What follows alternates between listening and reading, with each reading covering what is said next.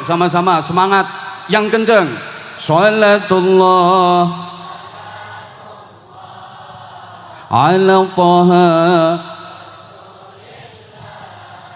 sholatullah salamullah.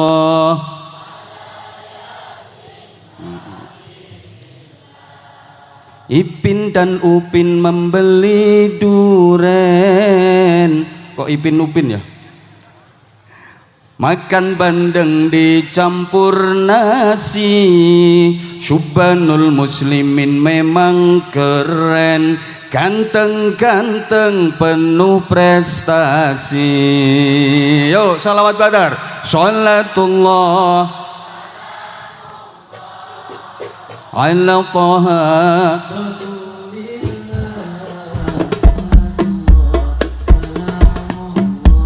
ala Yasin Habibillah. Ya ngonai, ndak usah ditabui. Nanti takutnya nadanya nggak pas ya, notnya nggak pas nanti. Senyumannya semanis madu, perilakunya akhlak terpuji, sholawatnya indah nan merdu. Subhanul muslimin selalu di hati. Sholatullah yang kenceng. Rasulillah, Sholatullah salamullah ala Yasin Habibillah. Nah, sekarang spesial untuk khotim majelisnya. Hidup berkah, hidup yang ikhlas, derajatnya semakin mulia, istiqomah tanpa batas. Oh semua karena sholatullah ala Taha Rasulillah, sholatullah salamullah ala Yasin Habibillah. Allahumma salli ala Muhammad. Para jamaah rahimakumullah, 16 tahun perjalanan dan kiprah Syubbanul Muslimin dengan suka dan dukanya, dengan prestise dan prestasinya, adalah waktu yang wajib kita syukuri. Assalamualaikum warahmatullahi wabarakatuh. Bismillahirrahmanirrahim. Alhamdulillah wasyukru lillah wal khairu wasyarru bimasyiatillah. Asyhadu an la ilaha illallah wahdahu la syarikalah wa asyhadu anna Muhammadan abduhu wa rasuluhu la nabiyya ba'dah. Allahumma salli wa sallim ala sayyidina Muhammadin wa ala ali sayyidina Muhammad, miftahi babi rahmatillah, adada ma fi ilmillah, salatan wa salaman daimaini bidawami mulkillah. Subhanaka la ilma lana illa ma 'allamtana innaka antal alimul hakim. Rabbi shrah li sadri wa yassir li amri wahlul 'uqdatam min lisani yafqahu qawli waj'al li waziran min ahli. Amma ba'd. Habaibana al-fudala wa masyayikhana al-a'izza wa ulama'ana al-ajilla, para habaib, para alim, para kiai, wa bi muqaddimah Murabbil Ma'had Nurul Qadim Fadilatul Mukarram Romo Kiai Haji Abdul Jalal Gus Hadi, teristimewa Khadimul Majlis Sayyidil Akh Gus Hafid Hakim Nur,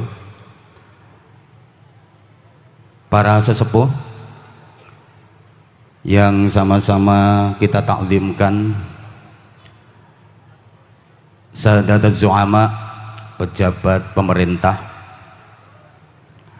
Bapak PLT Bupati Probolinggo, anggota Dewan Perwakilan Rakyat RI yang berkesempatan hadir, dan seluruh pejabat dalam semua tingkatan dan jajarannya yang sama-sama kita hormati,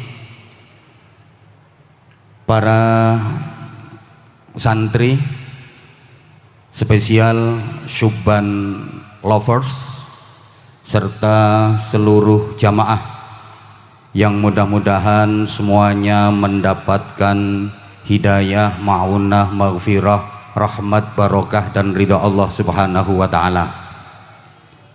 Mudah-mudahan semuanya termasuk orang-orang yang berhak mendapatkan syafaat Rasulullah sallallahu alaihi wasallam. Mudah-mudahan kita semua tergolong orang-orang yang ditolong Allah, dibimbing Allah untuk terus berikhtiar maksimal menggapai keselamatan, kemuliaan dan kebahagiaan hidup fid dini wad dunya wal akhirah. Amin Allahumma amin Allahumma. Saya Anwar Zahid di malam yang sangat membahagiakan dan dalam event yang sangat spesial ini mengucapkan dirgahayu Majelis Taklim dan Sholawat Syubbanul Muslimin yang ke-16. Mudah-mudahan makin maju, makin sukses, makin jaya. Mudah-mudahan terus bisa memberikan kontribusi positif untuk agama, bangsa dan negara kesatuan Republik Indonesia tercinta. Mudah-mudahan Majelis Syubbanul Muslimin terus bisa menebar maslahah, manfaah dan barokah untuk seluruh umat manusia. Amin Allahumma. Para jamaah terutama Syubban lovers, saya mohon bantuan Anda semua untuk mempersembahkan senandung pantun di milad Syubbanul Muslimin yang ke-16 ini dengan sama-sama membaca sholawat badar. Mudah-mudahan acara ini makin berkah. Allahumma sholli ala Muhammad. Yang semangat, tolong semuanya semangat. Yang ikut bersolawat badar dengan suara kenceng, insya Allah 2 hari lagi rizkinya lancar. Yang nggak ikut baca, awas, mati duluan. Sama-sama nggih? Sholatullah, salamullah, Rasulillah. Sholatullah, salamullah, ala Yasin. Yuk sama-sama semangat yang kenceng. Sholatullah ala Taha, sholatullah salamullah.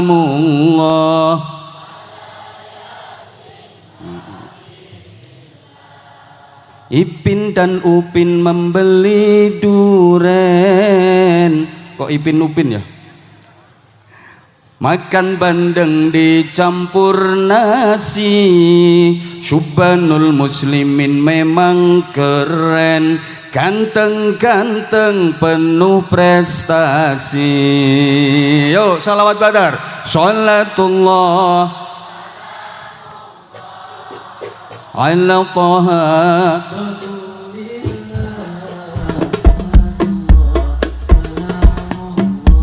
ala Yasin Habibillah. Ya ngonai, ndak usah ditabui. Nanti takutnya nadanya nggak pas ya, notnya nggak pas nanti.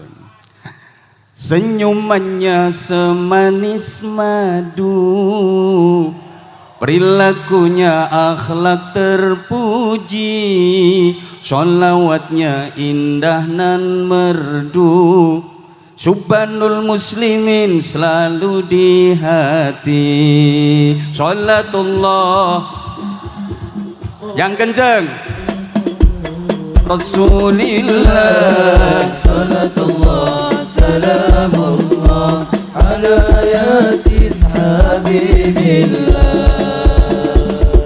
Nah, sekarang spesial untuk khotim majelisnya. Hidup berkah, hidup yang ikhlas, derajatnya semakin mulia, istiqomah tanpa batas, oh semua karena sholatullah ala taha rasulillah, sholatullah salamullah ala yasin habibillah. Allahumma salli ala Muhammad. Para jamaah rahimakumullah, 16 tahun perjalanan dan kiprah Syubbanul Muslimin dengan suka dan dukanya, dengan prestise dan prestasinya, adalah waktu yang wajib kita syukuri. Bahkan sesungguhnya bukan hanya tahun demi tahun saja yang harus kita syukuri, tapi setiap hari adalah waktu yang harus kita syukuri. Setiap hari kita diberi waktu dan kesempatan baru oleh Allah. Setiap bangun tidur itu sesungguhnya kita sudah diberi waktu dan kesempatan baru oleh Allah. Makanya begitu bangun tidur kita dianjurkan untuk berdoa, yang doa itu diawali dengan kalimat tahmid, alhamdulillah. Saya yakin semuanya udah hafal doa bangun tidur. Bangun tidur tuh doanya alhamdulillahilladzi kok at'amana wa saqana. Neka doanya doana doer neka me at'amana wa saqana. Bangun tidur itu doanya alhamdulillahilladzi ahyana ba'dama amatana wa ilaihin nusyur. Itu kalau bangun tidurnya sebelum subuh. Tapi kalau kesiangan bangun tidurnya jam 7:30, doanya beda. Inna lillahi wa inna ilaihi raji'un.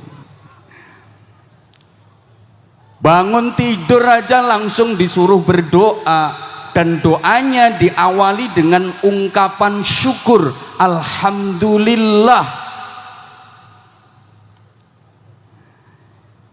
Yang di alhamdulillahi ini bukan semalam tidurnya enak. Yang di alhamdulillahi bukan semalam tidurnya nyaman.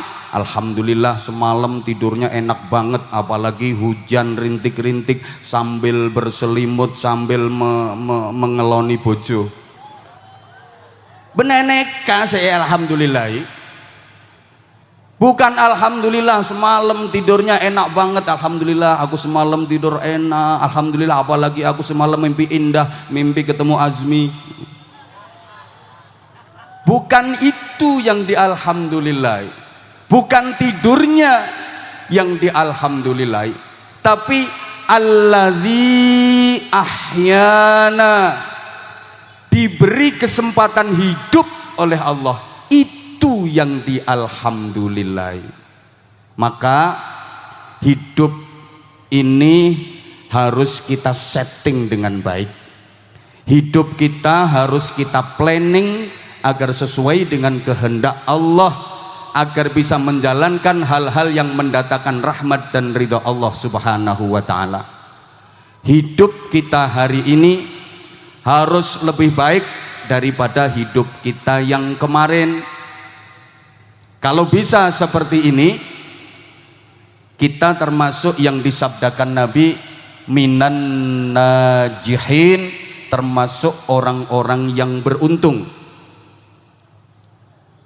Hidup kita hari ini harus lebih baik daripada hidup kita yang kemarin. Lah kalau hidup kita hari ini nilainya hanya sama dengan hidup kita yang kemarin, itu rugi. Jas buka iket blangkon, sama juga sami mawon, sami mawon. Bokonge Mbak Mi dintup pada bain canggrang bedur pada. Hari ini hanya sama dengan kemarin, rugi karena nggak ada tambahan amal kebaikan, nggak ada peningkatan prestasi ibadah. Apalagi kalau hari ini lebih buruk daripada kemarin. Itu namanya minal halikin, termasuk orang-orang yang celaka. Naudzubillah min. Para jamaah rahimakumullah, dari itu maka kita harus introspeksi, harus selalu evaluasi. Kita yang kemarin-kemarin belum baik, mulai hari ini harus berusaha jadi baik, melakukan hal-hal yang baik, terus menambah kebaikan, terus menambah kebaikan, terus menambah kebaikan. Mohon maaf, yang kemarin sholat fardunya masih bolong-bolong, sholat 5 waktu aja nggak lengkap, harusnya sehari 5 kali dijadikan 5 hari sekali. Jadi sekalinya kumat diropel-ropel, usolli fardhu subhi wal duhri wal asri wal maghribi wal isya'i, oplosan lillahi ta'ala. Sekarang nggak boleh, harus lengkap.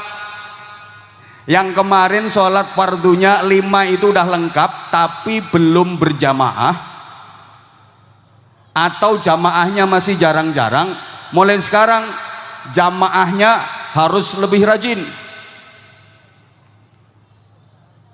Apalagi yang rumahnya deket sama masjid, 40 rumah sekitar masjid mendengar seruan adzan dari masjid, kok sholat fardunya tidak berjamaah di masjid, itu sholatnya dianggap tidak sempurna. Allahumma sholli ala Muhammad.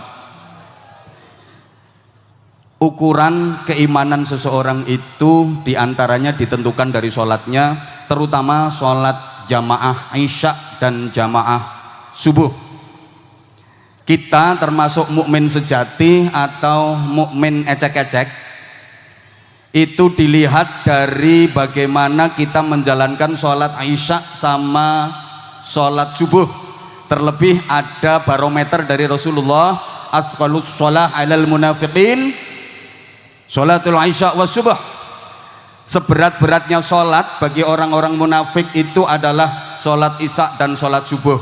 Begini, kalau kita diajak mengerjakan sholat isya dan sholat subuh kok ringan, semangat mau berjamaah, insya Allah kita termasuk mukmin sejati, alhamdulillah. Tapi kalau untuk mengerjakan sholat isya dan subuh berjamaah kok terasa berat, males, berat, males, berat, males, berat, males, berarti kita agak mukmin, agak muna. Halo, agak mukmin, agak muna. Ayo kita biasakan, utamanya subuh, langkahkan kaki kita ke masjid, karena subuh adalah awal dari hari yang kita jalani. Kalau kita mengawali hari dengan melangkah ke masjid, insya Allah langkah-langkah hidup kita berikutnya akan penuh dengan keberkahan. Amin Allahumma. Yang kemarin sedekahnya masih sedikit, sekarang sedekahnya diperbanyak. Ini maksudnya hari ini harus lebih baik daripada kemarin dan seterusnya. Yang kemarin masih banyak maksiat, sekarang harus lebih banyak taat. Yang kemarin banyak kentir, sekarang harus lebih banyak zikir. Yang kemarin masih kurang ajar, sekarang harus terpelajar. Yang kemarin masih belum punya adab sekarang harus lebih beradab. Yang kemarin suka pacaran sekarang suka wiridan, yang kemarin masih suka dangdutan sekarang suka sholawatan. Setuju? Setuju? Allahumma sholli ala Muhammad. Karenanya Bapak Ibu para jamaah sekalian yang saya hormati rahimakumullah, kita harus selalu melakukan perbaikan. Jangan hanya jadi orang baik, tapi harus jadi orang yang bisa memperbaiki, menyeru kebaikan, dan selalu melakukan perbaikan. Jangan hanya jadi orang solih, tapi harus berusaha menjadi muslih. Jangan hanya jadi orang baik, tapi jadilah orang yang memperbaiki dan melakukan perbaikan. Mal farqu bainas sholih wal muslih? Apa beda antara sholih dengan muslih? Apa beda antara orang baik dengan orang yang melakukan perbaikan? Jawabnya, as-sholih khairuhu li nafsih, wal muslih khairuhu li nafsihi wa li ghairih. Orang baik itu kebaikannya hanya manfaat untuk dirinya sendiri saja. Sedang orang yang melakukan perbaikan, menyeru kebaikan, itu manfaat kebaikannya untuk dirinya sendiri juga untuk orang lain. As-salih yuhibbuhun nas wal muslih yu'adihin nas. Orang baik itu disukai banyak orang. Tapi kalau orang melakukan perbaikan, biasanya dimusuhi banyak orang. Tolong biar nggak salah paham, dicerna kata-kata saya. Orang baik itu disukai banyak orang, tapi orang yang menyeru kebaikan, melakukan perbaikan, biasanya dimusuhi banyak orang. Rasulullah sebelum diangkat menjadi nabi, di bawah usia 40 tahun, beliau disukai banyak orang. Semua orang suka, semua masyarakat cinta, karena Rasulullah orang baik, jujur, terpercaya, gak pernah bohong. Semua suka sama Rasulullah karena Rasulullah orang baik.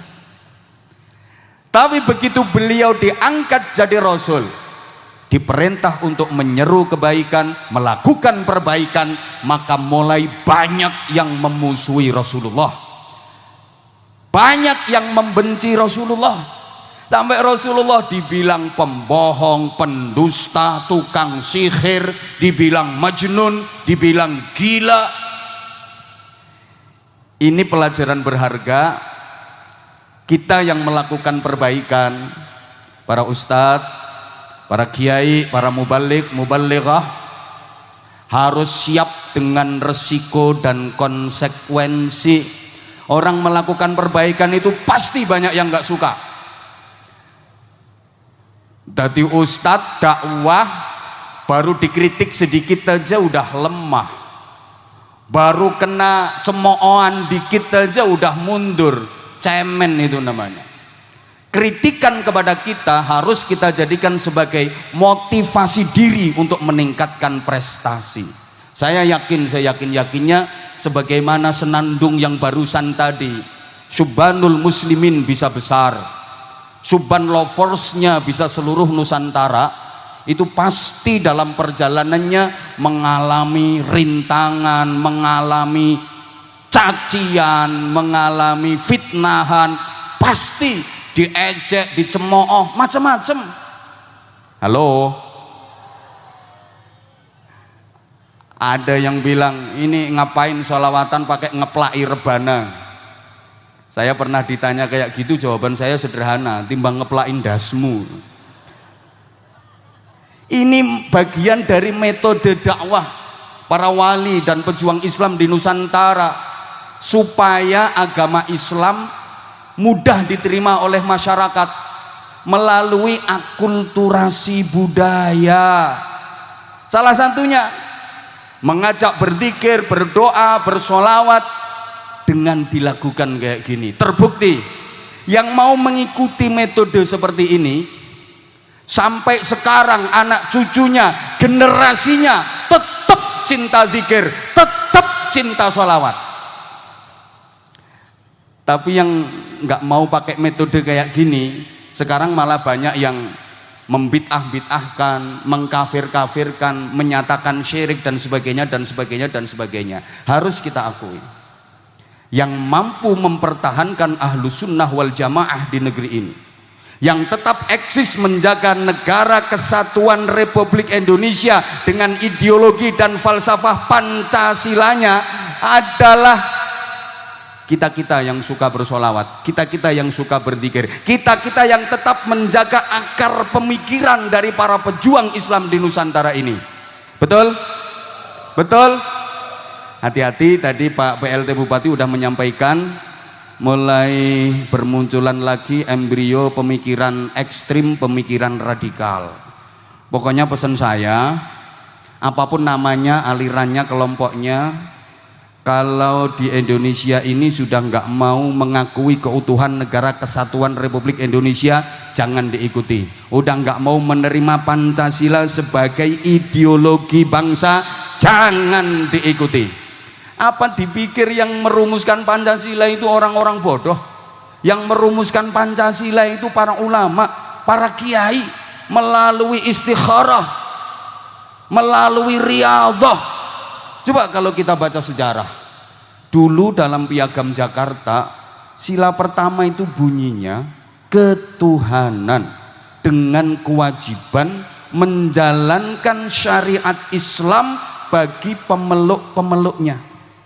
Akhirnya direvisi. Siapa yang merevisi? Para kiai, para ulama.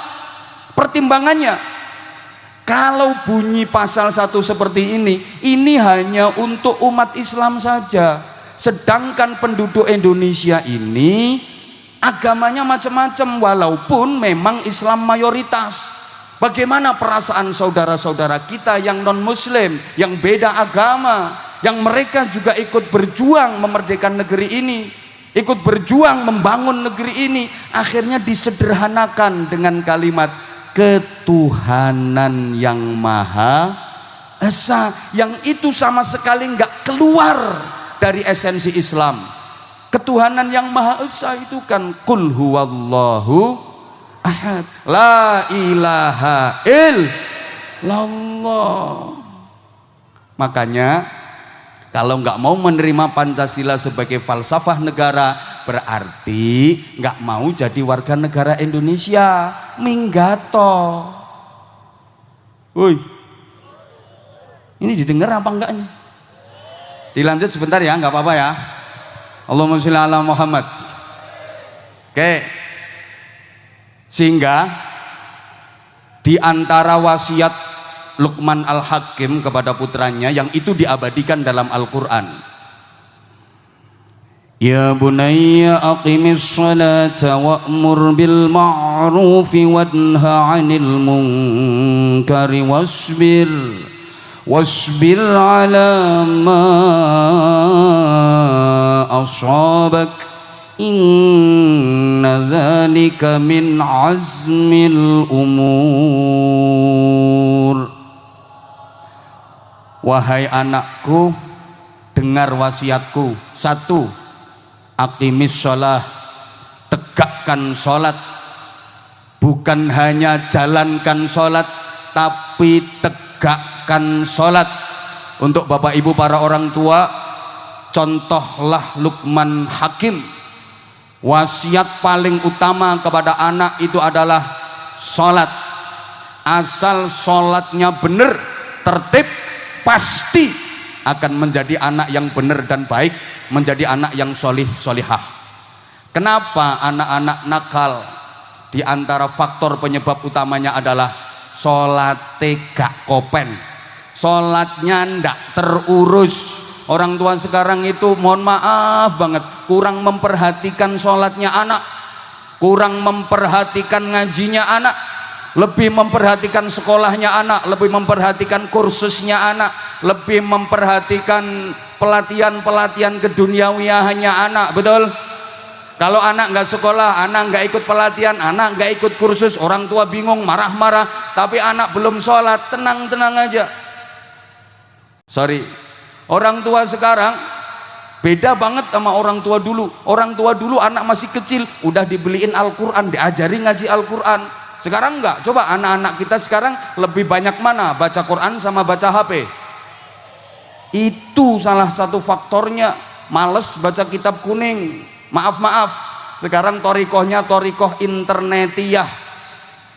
Kitab yang dibaca Fathul WhatsApp, Raudatul Facebook, Kifayatul Instagram, Hidayatul Twitter, dan Nihayatul TikTok.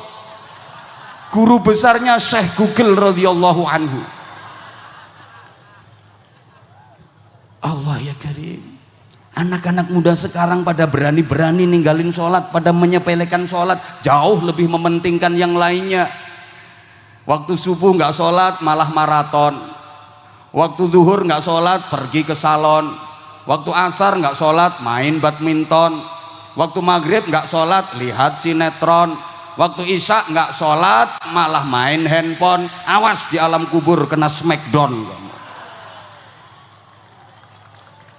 Baru mulai hidup ini ketoknya mau mati. Mohon maaf, aqimis sholah, tegakkan sholat. Kalau sholatnya udah tegak, wa'mur bil ma'rufi wanha 'anil munkar, perintah kebaikan, menyeru kebaikan, lakukan perbaikan secara menyeluruh semampumu, dan perangi kemungkaran, cegah kemungkaran, tentu dengan cara yang baik. Nah, karena memerintah kebaikan dan mencegah kemungkaran ini penuh dengan resiko, maka wasbir ala ma asabak, kamu harus mempunyai kesabaran yang kokoh atas apapun yang menimpamu sebagai konsekuensi dari amar ma'ruf nahi mungkar. Jamaah rahimakumullah, muslihun wahidun ahabbu ilallah min alafi sholihin. Satu penyeru kebaikan, satu orang yang melakukan perbaikan itu lebih dicintai Allah daripada ribuan orang baik, apalagi ribuan orang-orang yang belum baik kayak gini. Halo, ini manusia semua apa bukan ya? Oh makanya ya. Satu orang penyeru kebaikan, satu orang yang melakukan perbaikan lebih dicintai Allah daripada ribuan orang baik. Kenapa? Allah menjaga maslahatnya umat itu melalui penyeru kebaikan, melalui orang yang melakukan perbaikan. Bahkan Allah menjaga kelestarian alam semesta ini melalui penyeru kebaikan, melalui mereka-mereka yang melakukan perbaikan, mendakwahkan kebaikan.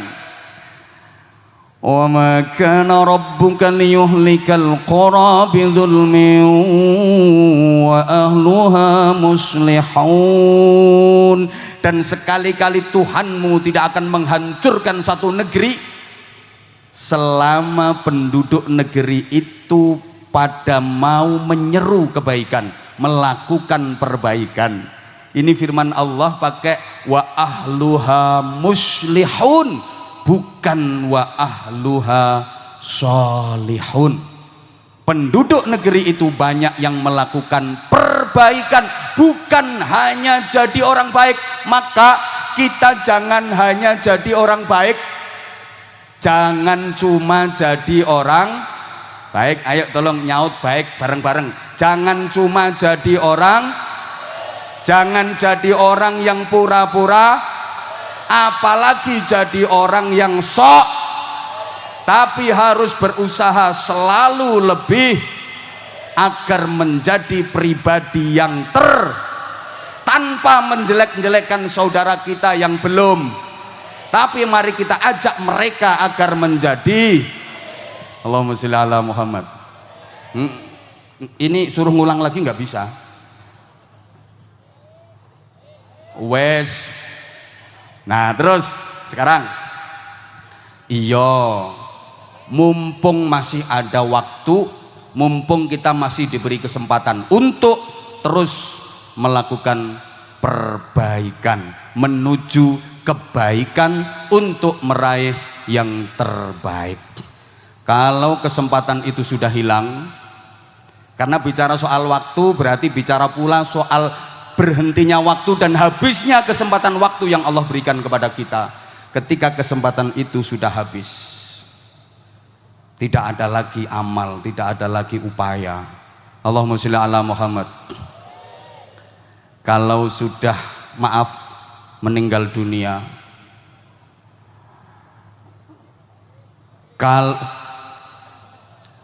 ojo gugupi wong tak antemi ya. Dianggap gak mikir tang ini. Kalau sudah meninggal dunia,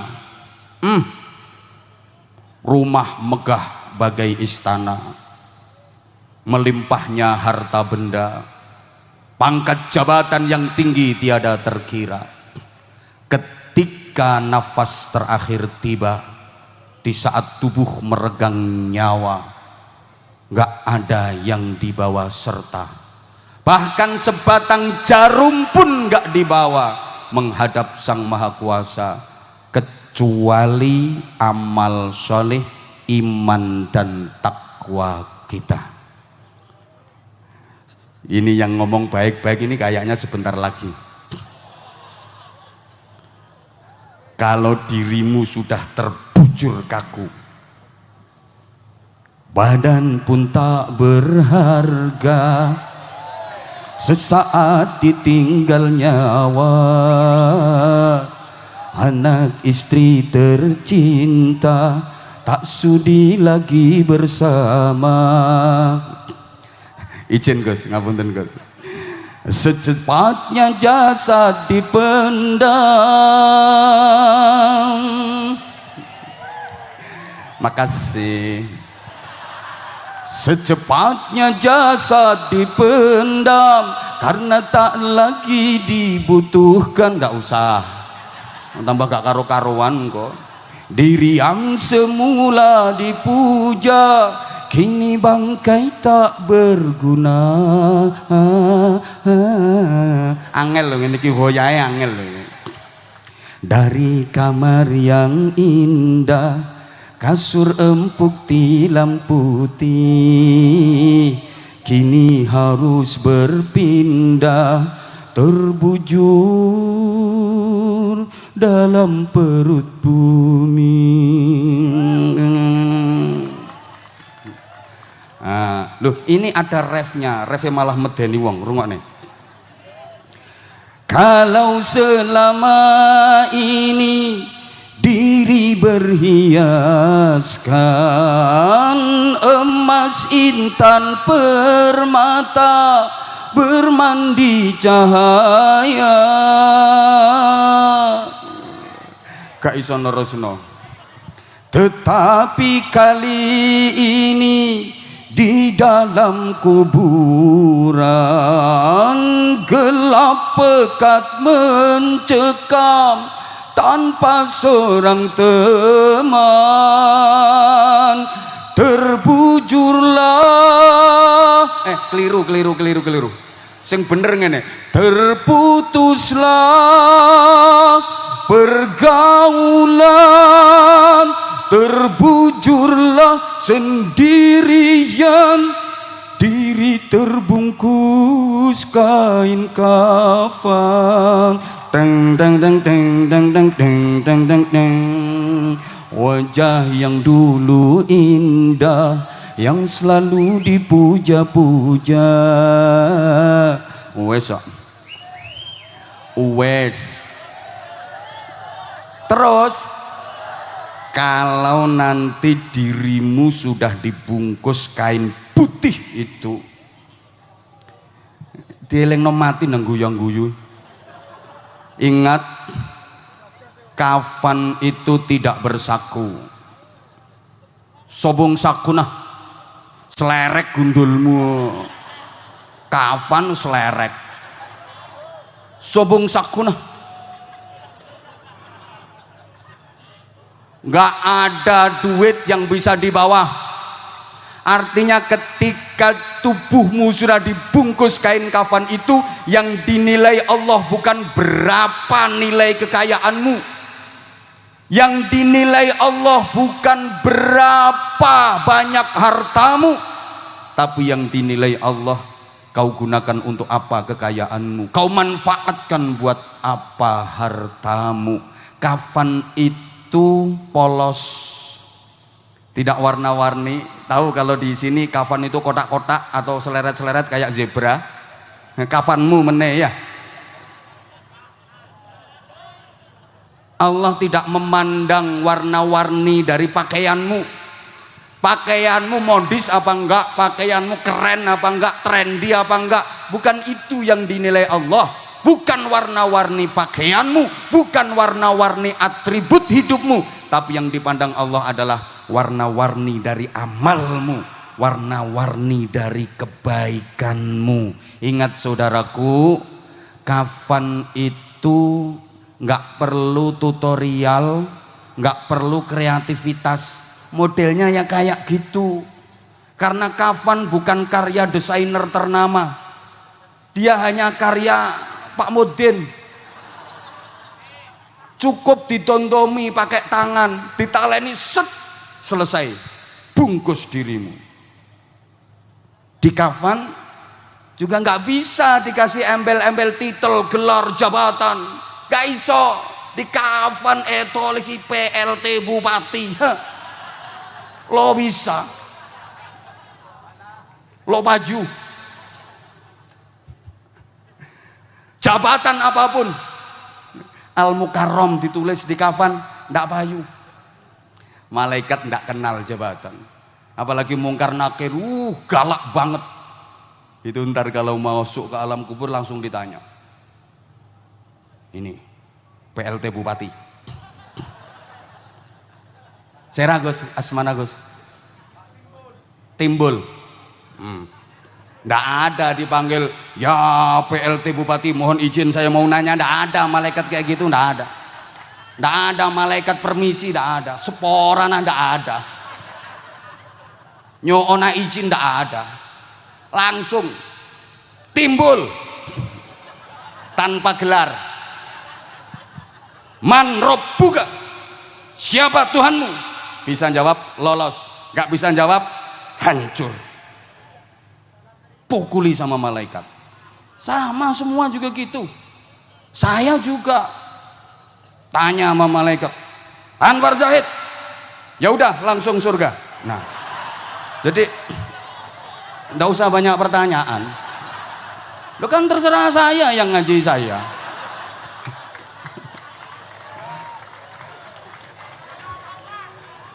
Nggak ada gunanya pangkat, jabatan, titel, nggak ada gunanya.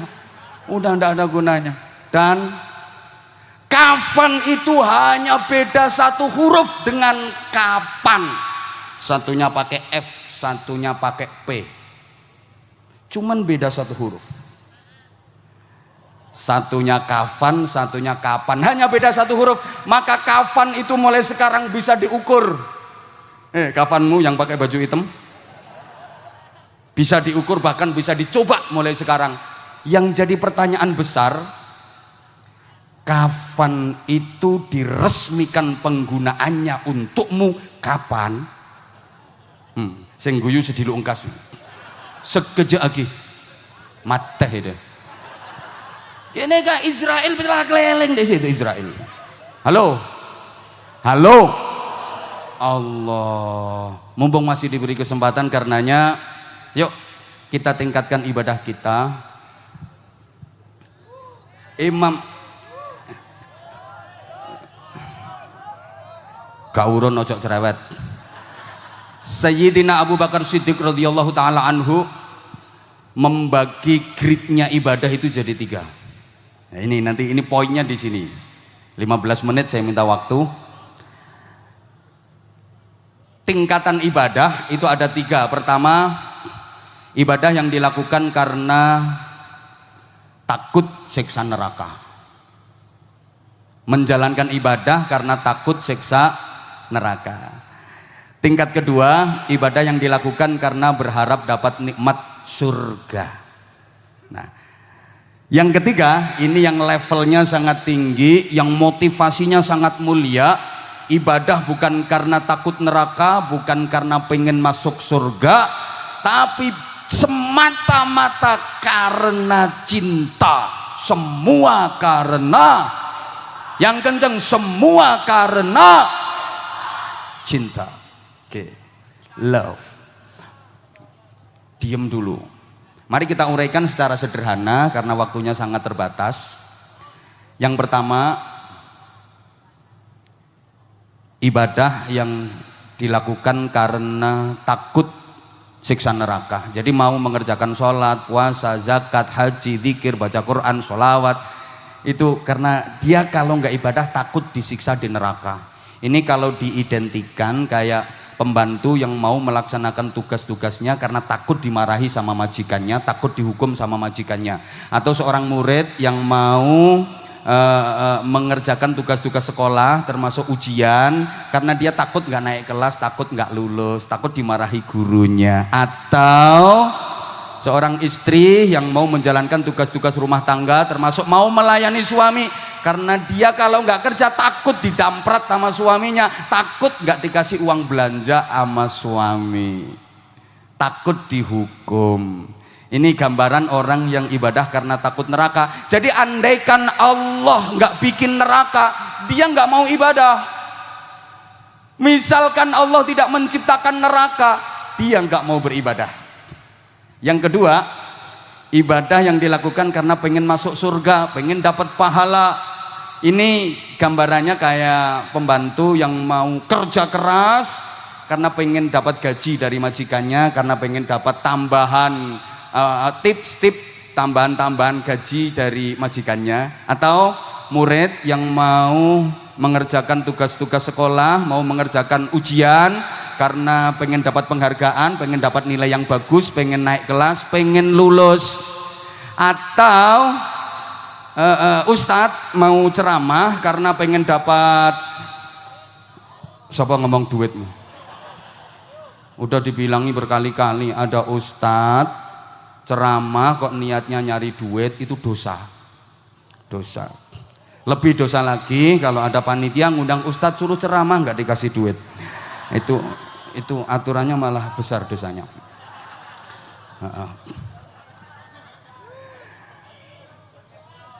Atau bisa digambarkan seorang istri yang mau menjalankan tugas-tugas keluarga, tugas-tugas rumah tangga, mau melayani suami karena berharap dapat hadiah dari suami, karena berharap dikasih uang belanja lebih, karena berharap dibeliin gelang, dibeliin kalung, dibeliin cincin, dibeliin baju yang bagus-bagus. Ini biasanya nggak beres. Kalau suaminya lagi banyak duit, dikasih uang belanja banyak, itu biasanya suaminya disayang-sayang.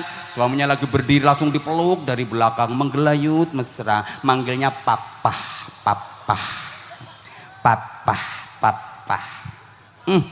Emang suami duitnya lagi banyak, dikasih uang belanja banyak. Papa, ya ma, katanya tadi papa mau ngaret.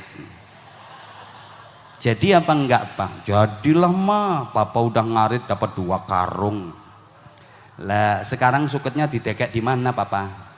Suketnya papa geletakkan di kandang. Wah suami rebahan di amben, nggak minta pijit, nggak apa, dideketin nama istri, dimek-mek roto, sing ledok, sing geneng, sing dekok, sing mentol, dimek-mek kabeh sampai digedulenan, dul.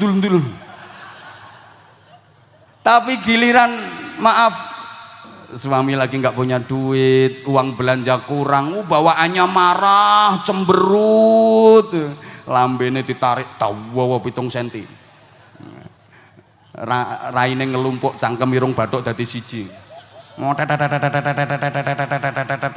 mesti gak bener. Pokoknya kalau diringkes, ada uang abang disayang, gak ada uang abang ditendang.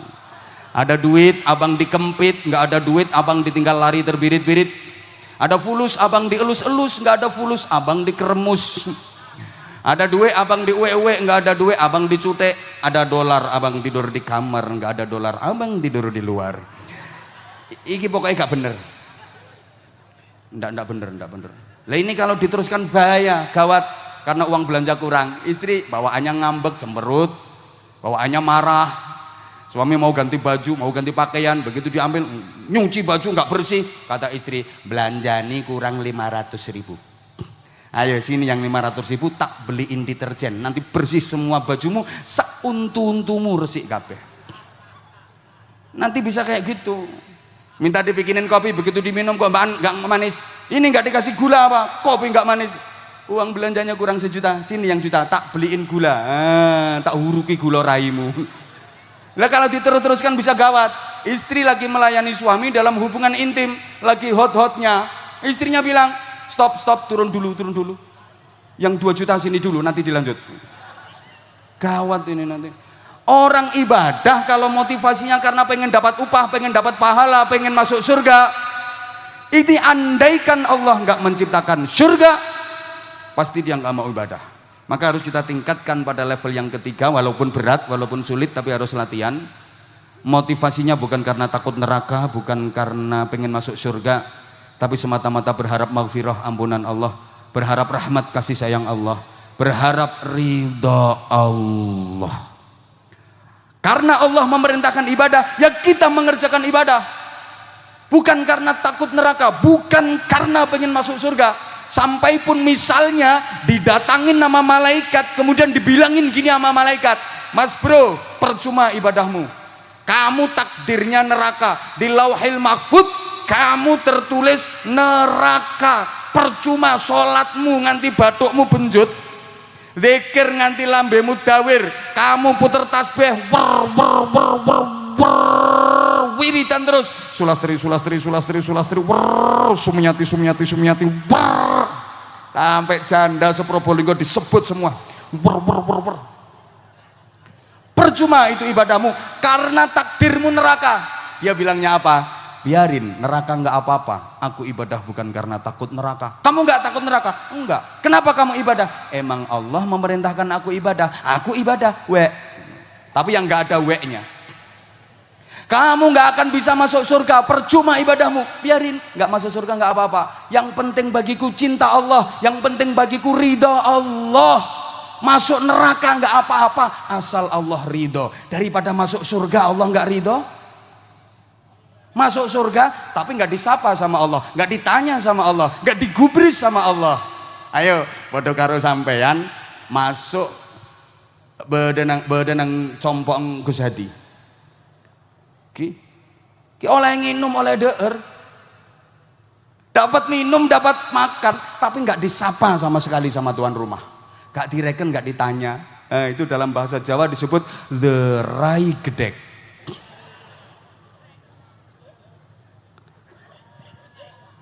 Saya jadi teringat satu kisah. Salah satu istri yang paling dicintai oleh Khalifah Harun ar-Rasyid adalah seorang istri yang berasal dari perempuan kampung, desa, hitam, wajahnya pas-pasan. Di antara istri-istrinya yang cantik-cantik, wajar, emang raja, istrinya cantik-cantik. Kan saya pernah bilang, di dunia ini laki-laki yang istrinya cantik itu ada 3. 1 pejabat, 2 orang kaya, 3 kiai. Loh iya. Pejabat itu rata-rata istrinya cantik-cantik, bening-bening, glowing. Diajak foto tuh pantes. 2 orang kaya, rata-rata istrinya cantik-cantik karena bisa memilih. Perempuan nggak begitu cantik, begitu jadi istri orang kaya berubah cantik, glowing. Ada perempuan cantik dinikah sama orang miskin, rusak. Melakukan seyek, diajak usung-usung boto. Ndeker kayak wedhus mencret. Yang ketiga, yang istrinya cantik itu kiai. Nah, coba dicek, diteliti, rata-rata kiai itu istrinya cantik-cantik. Ada kiai istrinya kok nggak cantik, itu nasibnya kurang bagus. Orang hiburannya cuman istri jelek bisa. Mau cari hiburan yang lain nggak pantas.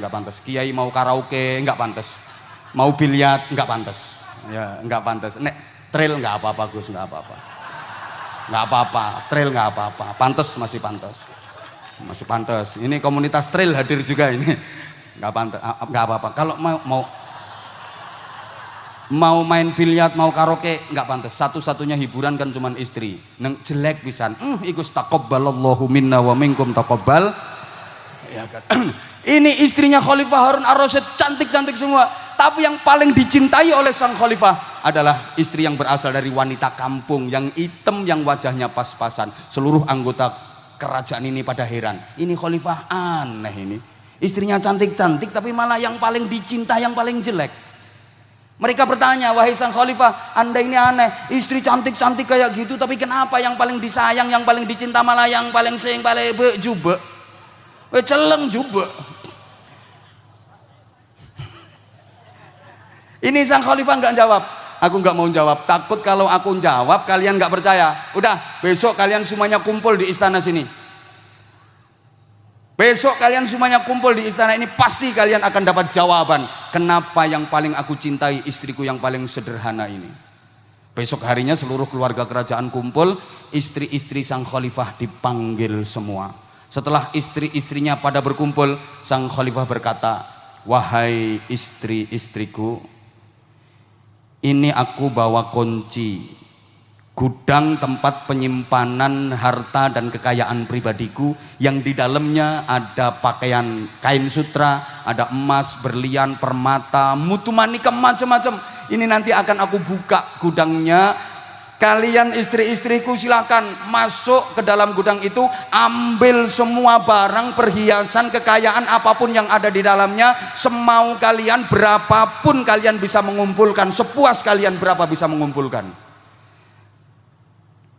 Bangkitlah sang khalifah, kemudian menuju ke gudang itu, pintunya dibuka. Begitu pintu terbuka bisa dibayangkan, seluruh istri-istrinya pada berlarian memasuki gudang itu untuk mengambil dan mengumpulkan harta kekayaan yang ada di dalamnya sebanyak-banyaknya yang bisa ia kumpulkan. Kecuali sang istri kesayangan, wanita kampung yang sederhana itu sama sekali nggak beranjak dari tempat duduknya, diem, nggak ikut masuk ke dalam gudang, nggak ikut ngambil barang-barang. Ditanya sama sang khalifah dan disaksikan oleh seluruh anggota kerajaan, wahai istriku, kenapa engkau nggak ikut masuk ke gudang itu untuk mengambil barang-barang berharga, minimal berapa yang kamu inginkan?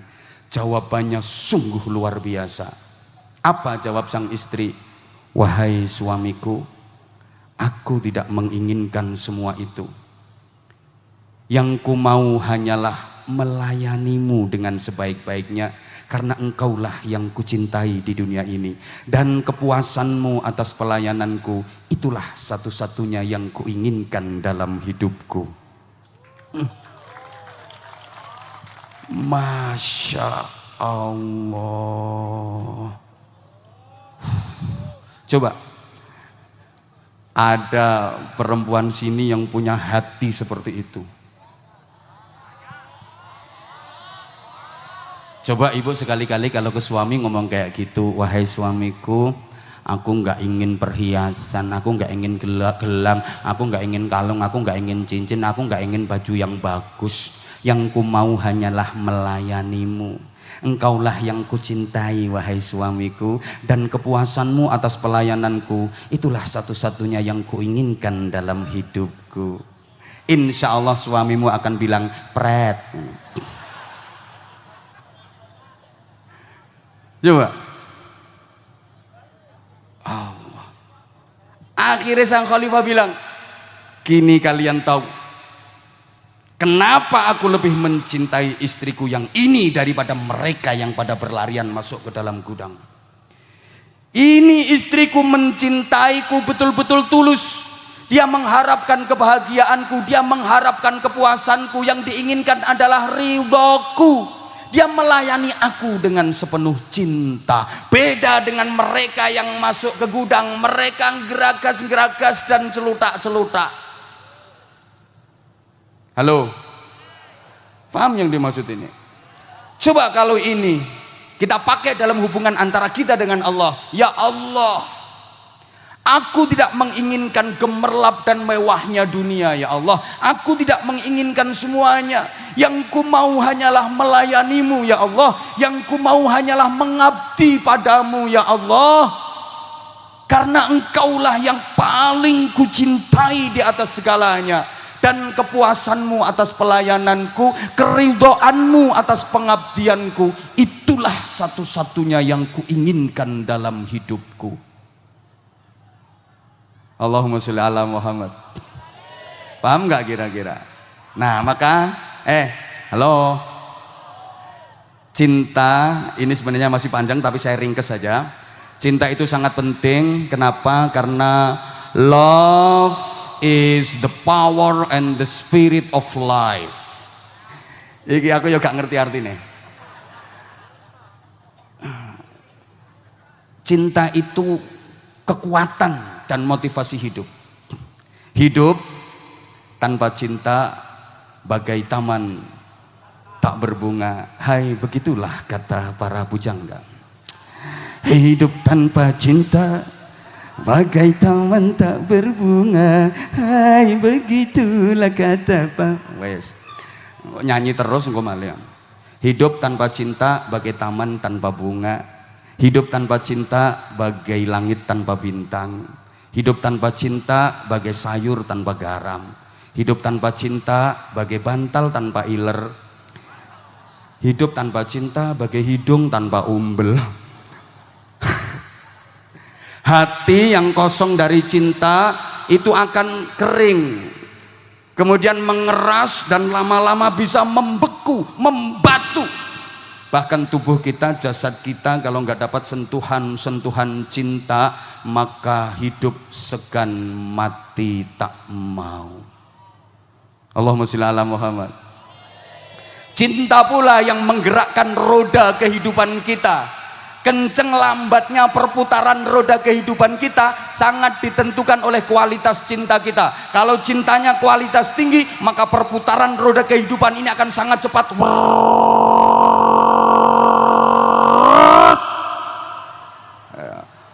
Valentino Rossi lewat, Marquez lewat. Alah berarti ngono kok. Tapi kalau kualitas cinta kita rendah, maka perputaran roda kehidupan kita juga sangat lambat. Kayak becak yang muatannya berat, banyak kempes. Set set set set set set set set set set. Sekarang persoalannya, apa yang kita cintai dalam hidup ini? Itu yang menentukan arah kehidupan kita. Allahumma sholli ala Muhammad. Para jamaah, apa yang kita cintai dalam hidup ini itu akan menentukan arah kehidupan kita. Kalau yang kita cintai harta, maka fokus hidup kita harta, harta, harta, harta, dan harta. Orang itu kalau cinta duit, yang ada di pikirannya ya yang ada di hatinya ya sak pola tingkai ya karena memang dia cinta Maaf, orang kalau cinta pangkat, jabatan, kedudukan, mohon maaf. Kalau dia gila, cinta pangkat, jabatan, kedudukan, fokus hidupnya ya pangkat, jabatan, kedudukan, apapun dilakukan demi melanggengkan pangkat, jabatan, kedudukan, dan kekuasaannya. Sorry, coba kalau lagi musim pil-pilan itu, ya pemilu, pilkada, pilopo ae, lihat, yang pengen jadi pejabat, kampanye sana sini, tiap RT didatangi, orang hamil dimintai dukungan. Orang semper dimintai dukungan, pasang baliho foto di mana-mana sampai dia rela jadi penunggu jembatan. Nah, fotonya gede di samping jembatan. Bukan cuma penunggu jembatan, rela jadi penunggu pohon. Sampai hantu-hantu yang tinggal di pondok pohon itu lari semua ketakutan. Saking gila jabatan, nggak peduli apapun dilakukan, berbagai macam cara ditempuh. Ini biasanya kualat. Kebelet cangreng mudur lu. Nah, orang kalau cinta lawan jenis maka fokus hidupnya ya lawan jenis. Padahal semua yang berbau dunia pasti akan sirna. Kullu man 'alaiha fani wa yabqa wajhu rabb bikadzil jalali wal ikram. Semua yang ada di dunia ini akan sirna, yang kekal abadi hanya Allah Subhanahu. Yang kekal abadi hanya Allah Subhanahu. Maka kita cinta apapun selama itu berkaitan dengan dunia pasti akan hilang. Halo, halo. Kata kuncinya tolong perhatikan.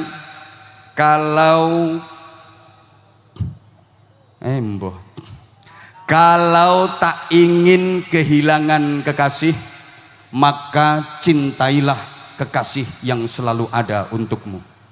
Saya ulang, nanti dipakai status ya. Kalau tak ingin kehilangan kekasih, maka cintailah kekasih yang selalu ada untukmu. Ayo. Kamu cinta duit itu akhirnya akan tidak ada, hilang. Kamu cinta pangkat, jabatan, kedudukan, pensiun, selesai, hilang. Kamu cinta apapun semuanya akan hilang, semuanya jadi nggak ada. Yang selalu ada untukmu Allah Subhanahu. Maka kalau kamu cinta Allah, kalau kita cinta Allah, Allah akan selalu ada untuk kita. Kalau kita cinta Rasulullah, Rasulullah akan selalu membersamai kita, memberikan pembelaan kepada kita, memberikan syafaatnya kepada kita. Setidaknya setiap hari baca sholawat 100 kali. Siapa yang membaca sholawat setiap hari minimal 100 kali, kutibat baina ainaihi bara'atun minan nar, maka ditulis di antara kedua matanya, lebih tepatnya di keningnya, bahasa Inggrisnya the batok. Ini ada tulisannya bara'atun minan nar, free from hell. Free kok seri kupingmu, bebas dari neraka. Siapa yang tiap hari baca sholawat minimal 100 kali, maka di keningnya ada stempel cap yang itu merupakan rekomendasi dari Rasulullah Shallallahu Alaihi Wasallam. Tulisannya apa? Bebas dari neraka. Jamaah sekalian, surga itu milik Allah. Yang punya surga itu Allah. Tapi yang diserai kunci pertama kali adalah Rasulullah Shallallahu Alaihi Wasallam. Siapapun gak akan bisa masuk surga lewat pintu manapun kalau tidak mendapatkan rekomendasi dari Rasulullah Shallallahu Alaihi Wasallam. Allahumma sholli ala Muhammad. Nah, kalau ingin dapat rekom dari Rasulullah harus nyambung ke Rasulullah. Di antara cara nyambungnya melalui perbanyak sholawat, perbanyak sholawat, perbanyak sholawat. Sehari minimal 100 kali. Berat apa ringan? Berat apa ringan? Enteng. Sehabis sholat maktubah, sampean baca sallallahu ala Muhammad, sallallahu ala Muhammad, sallallahu ala Muhammad 50 kali aja. Kalau sehari semalam 5 kali, berarti jumlah total sehari semalam udah 250 kali. Yang bikin berat itu karena sholatmu nggak rutin. Halo. Coba, orang kalau udah dapat fasilitas bebas dari neraka, luar biasa. Nanti di alam barzah, malaikat mungkar nakir mau nanya nggak jadi.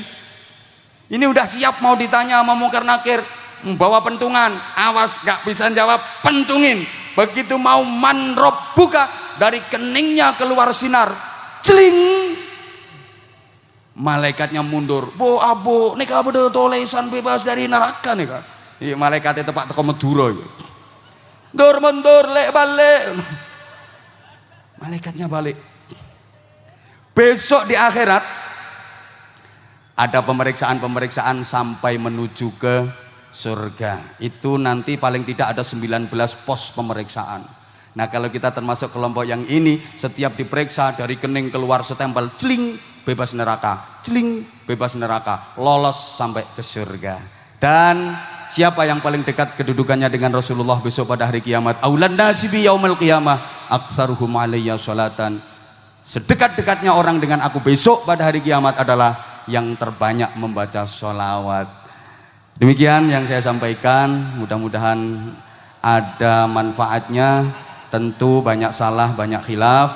Mohon maaf para kiai, para habaib, kalau mungkin sambutan, kata-kata saya ada yang kurang berkenan.